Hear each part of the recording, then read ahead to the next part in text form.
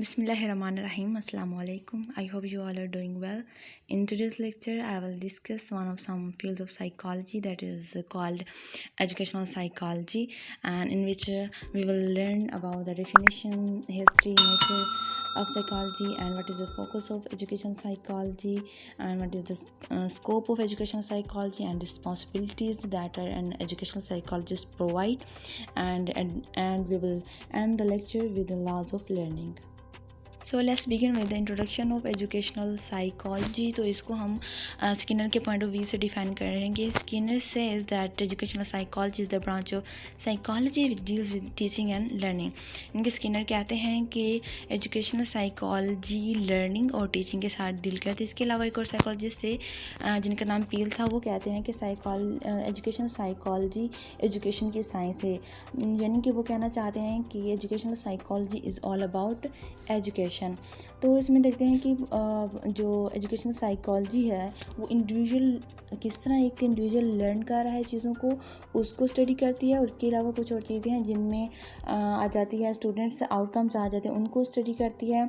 और लर्निंग में individual differences कैसे इन्फ्लुएंस हो रहे हैं उनको स्टडी करती है।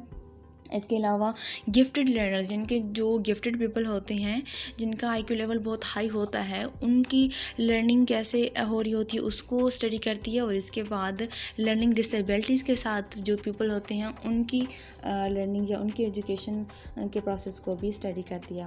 उसके बाद देखते हैं कि what is the nature of educational psychology. तो स्टडीज़ शो करती हैं कि एजुकेशनल साइकोलॉजी की नेचर इज़ प्योर साइंटिफिक, क्योंकि कुछ ऐसी चीज़ें हैं जो ये साबित करती हैं कि एजुकेशनल साइकोलॉजी भी एक साइंटिफिक स्टडी है, जिनमें आ जाती है एजुकेशनल साइकोलॉजी के लॉज हैं, लॉज ऑफ एजुकेशनल साइकोलॉजी के कुछ ऐसे साइकोलॉजिकल लॉज हैं जो कि एजुकेशनल साइकोलॉजी को एक एजुकेशन यानी एक साइंटिफिक स्टडी प्रूव करते हैं।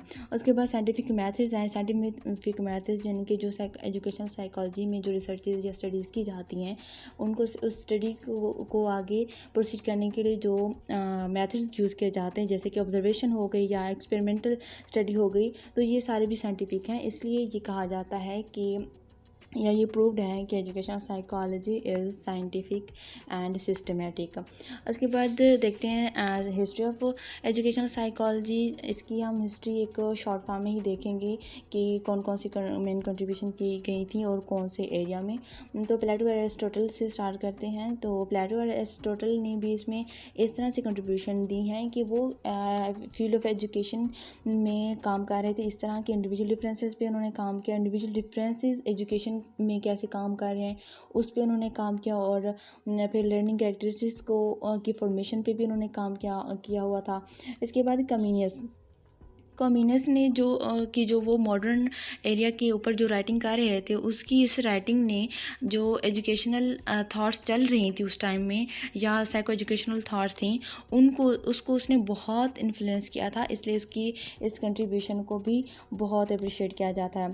फिर मिड ऑफ 19th सेंचुरी में जॉन फ्रेडरिक हर्बर्ट का काम भी अप्रिशिएट किया जाता है, लेकिन उन्होंने वो एक रोल प्ले किया जिसने साइंटिफिक स्टडी को प्रिपेयर करने में या फिर उसको एजुकेशनल स्टडी में उसको कन्वर्ट करने के लिए या उसको एजुकेशनल स्टडी के नेचर प्रोवाइड करने के लिए भी उसने एक प्ले रोल किया था। इसलिए फ्रेडरिक हर्बर्ट का रोल भी बहुत इंपॉर्टेंट है एजुकेशन साइकोलॉजी की हिस्ट्री में। उसके बाद 1920s तक William James Stanley Hall and John Dewey ने जो उस वक्त जनरल साइकोलॉजी पे और एजुकेशनल साइकोलॉजी पे काम कर रहे थे, उनके कॉन्सेप्ट्स 19th सेंचुरी तक बहुत ज़्यादा कॉमन हो रहे थे और एक दूसरे के साथ ओवरलैप कर रहे थे, लेकिन फिर उनको डिफ्रेंशिएट करके आगे उसकी जो उनकी कंट्रीब्यूशन थी उनको डिफ्रेंशिएट कर दिया गया था। लेकिन जो मेन काम था वो 19th सेंचुरी में एडवर्ड ली थॉर्नडाइक के ज़रिए ही किया गया था। इसीलिए एडवर्ड ली थॉर्नडाइक को ही father of educational psychology declare किया जाता है। और क्योंकि उसने सबसे ज़्यादा प्रोसेस ऑफ लर्निंग पे काम किया, और उसने 1903 में एक बुक पब्लिश कराई जिसको उसने एजुकेशनल साइकोलॉजी का नाम दिया। और इसके अलावा बुक के अलावा उसने एक जर्नल भी पब्लिश किया जिसको एजुकेशनल साइकोलॉजी के नाम से ही उसने उसको पब्लिश किया। और इसके अलावा उसने लॉज ऑफ लर्निंग दिए जो हम इसके आगे जिसको हम स्टडी करेंगे। उसके बाद अल्फ्रेड बिनेट और साइमन बिनेट ने भी बहुत काम किया था, क्योंकि उन्होंने मेंटल एबिलिटीज़ को जज करने के लिए या असेस करने के लिए उन्होंने कुछ टेस्ट दिए, या उसको असेस करने के लिए कुछ उन्होंने सीरीज़ ऑफ टेस्ट बनाई, जो हम इन मेंटल एबिलिटीज़ जिसमें अटेंशन आ गई, मेमोरी आ गई, लर्निंग आ गई, इसको स्टडी करने के लिए या टेस्ट करने के लिए यूज़ कर सकते थे। इसके बाद हम नेक्स्ट चलते हैं, एजुकेशनल साइकोलॉजी का फोकस किस चीज़ पे है। तो ये टीचिंग मेथड पे फोकस करते हैं कि स्कूल्स में या कॉलेजेस में जो टीचिंग मेथड आजकल या जिस दौर में भी चल रहे होते हैं वो कौन से हैं और किस तरह वो इफ़ेक्टिव हैं, उन चीज़ों पे फोकस करती है। और लर्निंग प्रॉब्लम्स आ रहे होते हैं उनके साथ डील करती है। सोशल प्रॉब्लम्स जो एजुकेशन को इफ़ेक्ट कर रहे होते हैं या इंस्टीट्यूशंस में जो होते हैं आ रहे होते हैं, इफ़ेक्ट कर रहे होते हैं, उन पे स्टडी करती है या उन पे इसका फोकस ज़्यादा होता है। So the most important topic is the scope of educational psychology. Like अगर कोई पर्सन एजुकेशनल साइकोलॉजी में डिग्री हासिल करता है तो वो कहाँ कहाँ पे काम कर सकता है।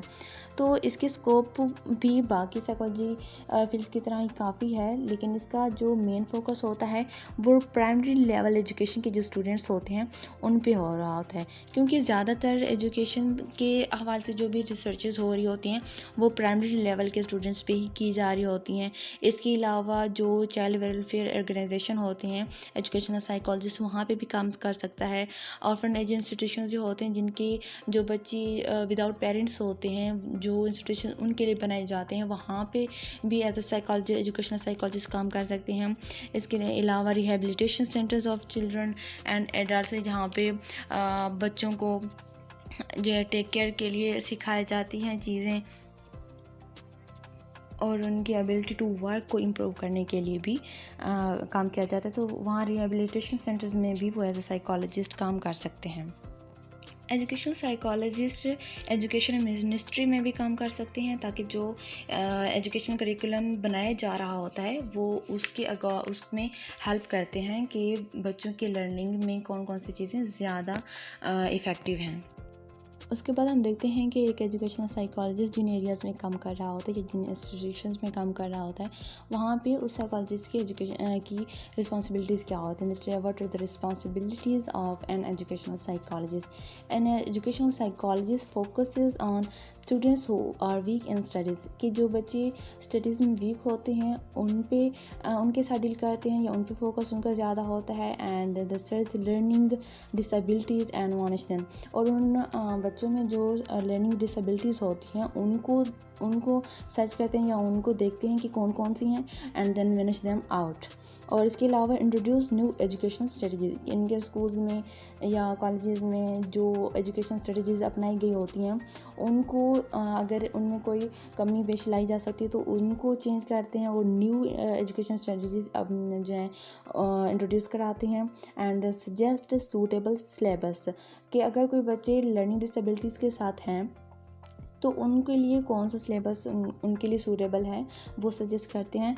And resolve conflicts between teacher and student, कि अगर टीचर एक स्टूडेंट की मेंटल एबिलिटीज़ को या उसकी लर्निंग एबिलिटीज़ को नहीं समझ पा रहा होता है तो एक एजुकेशनल साइकोलॉजिस्ट का काम होता है कि वो उस टीचर और स्टूडेंट के दरमियान जो कन्फ्लिक्ट्स आ रही हैं अंडरस्टैंडिंग में उनको रिजॉल्व करता है। And improve motivational level of student, के जो स्टूडेंट कॉन्फिडेंट नहीं होते हैं या उनको जो है स्टडी करने में और फिर प्रेजेंट करने में प्रॉब्लम आ रही होती हैं उनको मोटिवेट करते हैं। And improve environment of classroom, यानी कि किसी क्लासरूम का अगर इन्वायरमेंट अच्छा नहीं है तो वो सजेस्ट कर सकते हैं कि आप किस तरह से इस क्लासरूम का इन्वायरमेंट बेटर कर सकते हैं। कुछ चीज़ें लगा कर भी कुछ एक्टिविटीज़ का भी बता सकते हैं कि अगर आप ये एक्टिविटीज़ क्लास में परफॉर्म करें तो भी इसको बेटर बनाया जा सकता है, और कौन कौन से चार्ट वगैरह लगा के या इस तरह की स्ट्रेटजीज बता के वो क्लासरूम का इन्वायरमेंट भी इम्प्रूव करने में हेल्प आउट करते हैं। And educational psychologist analyse and evaluate the order methods, यानी कि जो ऑर्डर मेथड टीचिंग में अपनाए गए होते हैं उनको एनालाइज करते हैं। एनालाइज यानी कि वो देखते हैं कि क्या ये ठीक है, अप्रोप्रिएट हैं या नहीं है, और फिर उनमें थोड़ी चेंजिंग करते हैं, इवेल्युएट करते हैं उन मेथड्स को। And then inform students about new sources of knowledge, यानी कि वो जो एक स्टूडेंट्स होते हैं वो उनको न्यू चीज़ें बताते हैं कि वो वो नॉलेज गेन करने के लिए कौन कौन सी चीज़ों को इससे कंसर्न कर सकते हैं, जैसे कि न्यूज़पेपर्स हो गए, वो उनको कह सकते हैं, एडवाइस कर सकते हैं। इसके अलावा जर्नल्स होते हैं या बुक्स होती हैं या इंटरनेट का भी बता सकते हैं कि आप यहाँ इस सोर्स से आप जाके ये नॉलेज हासिल कर सकते हैं।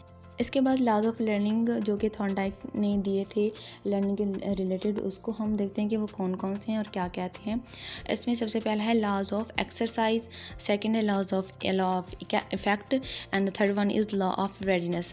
लॉ ऑफ एक्सरसाइज क्या कहता है? लॉ ऑफ एक्सरसाइज कहता है कि thing that are most often repeated are the best, कि जो चीज़ें बार बार रिपीट की जा रही होती हैं या जिनको बार बार रिवाइज किया जा रहा होता है वो ज़्यादा बेटर होती हैं उनकी निस्बत जिनको एक बार देख के फिर उनको रिपीट नहीं किया जाता या रिवाइज नहीं किया जाता।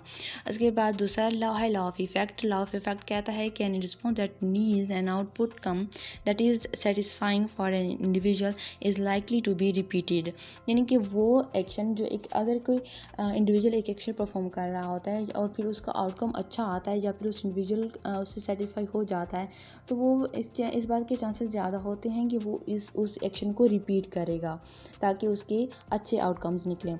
Law of readiness. Law of readiness कहता है कि individual learn best when they are physically, mentally and emotionally ready to learn. Law of readiness कहता है कि वो इंडिविजुअल जो मेंटली, फिजिकली या इमोशनली कोई काम करने के लिए या कोई एक्शन परफॉर्म करने के लिए रेडी होते हैं तो उनके रिजल्ट भी अच्छे होते हैं, यानी कि वो अच्छा उससे लर्न करते हैं। तो यही था सब कुछ एजुकेशनल साइकोलॉजी के बारे में। आई होप आप लोगों को समझ आ गई होगी। तो नेक्स्ट लेक्चर तक के लिए अल्लाह हाफिज़।